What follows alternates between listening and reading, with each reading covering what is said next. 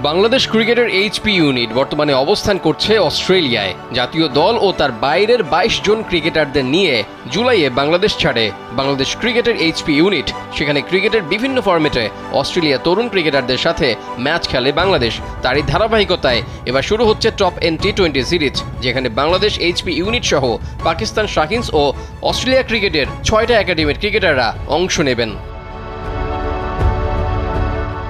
Top N T20 series আয়োজন হয়ে থাকে ক্রিকেট 365 এর উদ্যোগে। মূলত অস্ট্রেলিয়ার সবচেয়ে ট্যালেন্টেড তরুণ ক্রিকেটারদের প্রমোট করার উদ্দেশ্যে এই সিরিজের আয়োজন হয়।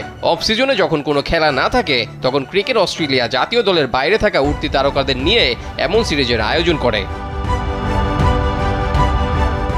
স্যান্ডেলিনা সো, রূপচর্চায় আভিজাত্য।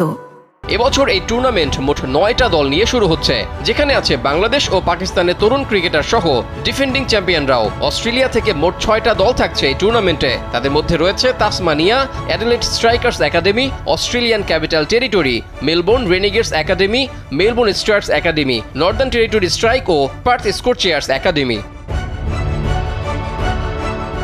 টুর্নামেন্টে ৯ দল ১০ দিনে খেলবে মোট ৩০টা ম্যাচ। ইতিমধ্যে বাংলাদেশের ম্যাচের দিন তারিখ প্রকাশ করেছে বিসিবি, যেখানে ৬টা ম্যাচ খেলবে আকবর আলীরা। ১১ আগস্ট বাংলাদেশ সময় ৬:৩০-এ প্রথম ম্যাচে টাইগাররা মুখোমুখি হবে মেলবোর্ন রেনিগেটস একাডেমির সাথে। আগস্টের ১৭ তারিখে ৬ নম্বর ম্যাচ খেলবে বাংলাদেশ এইচপি, যেখানে তাদের প্রতিপক্ষ পার্থ স্কোরচিয়ার্স একাডেমি। ম্যাচটি হবে বাংলাদেশ সময় সকাল 10:30টায়। সবগুলো ম্যাচই দেখাবে টি স্পোর্টস।